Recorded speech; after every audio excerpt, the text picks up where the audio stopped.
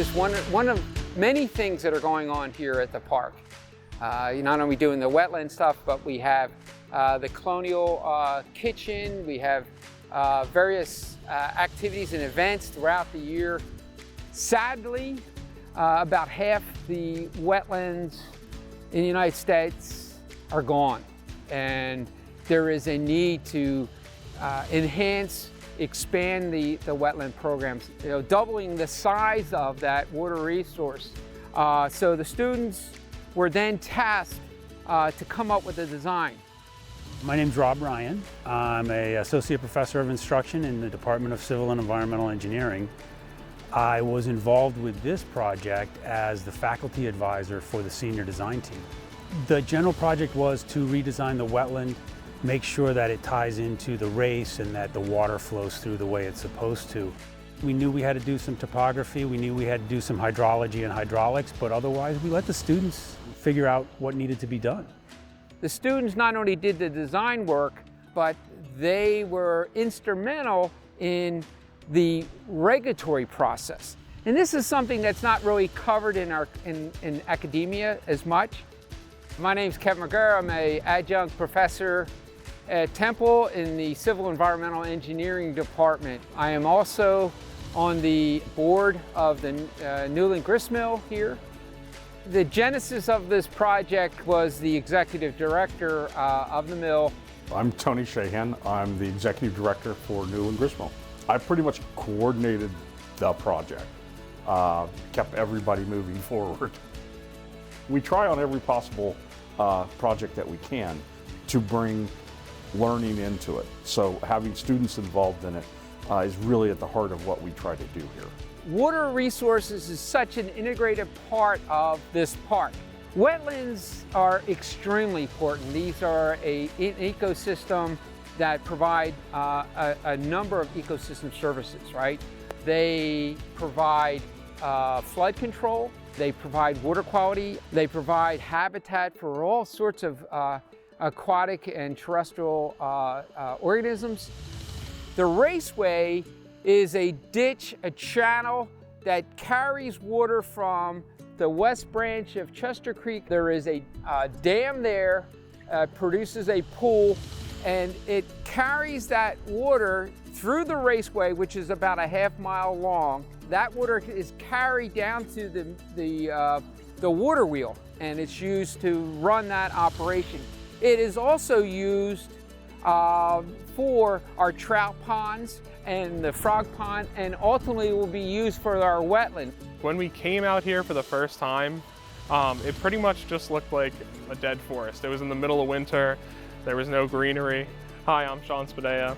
I graduated in 2021 as a civil engineer, and I currently am a highway engineer for STV Incorporated.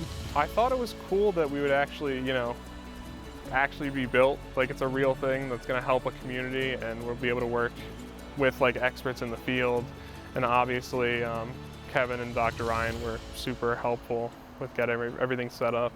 So we started with the survey. The first survey failed. We had to go get different equipment. We came back out. We got a better survey. So that was like the first, 6 to 8 months of the project. There's a series of permits that quite frankly takes much more time than the actual design and construction. From 2019 up until this point, they had to go through all those regulatory hoops in order for this project to go forward. It wasn't until, about 4 months ago that we actually were underway as far as the dredging is concerned. Something that happens a lot in engineering is where you'll start a project and then you'll realize halfway through that maybe you don't know as much about this topic as you thought you would, and so you have to go and you have to talk to people and you have to get yourself caught up, and that prepared me a lot for working in the actual industry, which I thought was great. When things go bad, stop, take a breath, figure out what's going wrong, and then go back at it and solve the problem. It's important to keep going back to it and not give up. Jessica here is our naturalist.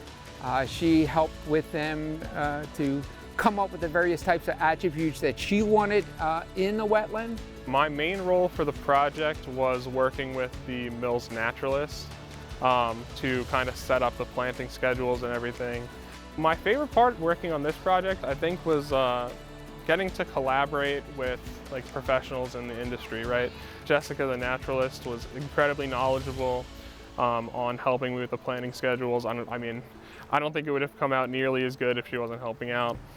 The benefit, the need for the microtopography is really about generating different ecosystems. By having that different level of water, the different level of topography, you get different levels of saturation, and so you end up with different ecosystems, different insects, different plants will thrive there, different soil conditions, and that sort of speaks to the ecology of the wetland. This is a historical site. There are many areas where there are archaeological artifacts, so that all had to be considered. Typically, an inlet structure, they're going to be using it, design it with modern technology. But we needed to design this so that would fit into the 18th century. My hope for the mill moving forward is that there will be plenty of growth in both the operations here, but also the protection of our resources in our community. You know, the transition, I mean, it looks exactly like what we designed, as far as I'm concerned, so it's very cool to come back and see that. I've been doing senior design for 13 years, and in that time I've seen this is the first one to actually get built, so this is rare. Growth, that's really what we're looking for, is making sure that we're creating strong, healthy populations of animals, plants. We've gotten awareness in our community, which is wonderful. But I think just being out here and being able to look around and obviously now come back, 3-4 years removed and be able to see the project come full circle, and it's just very exciting. It's very cool.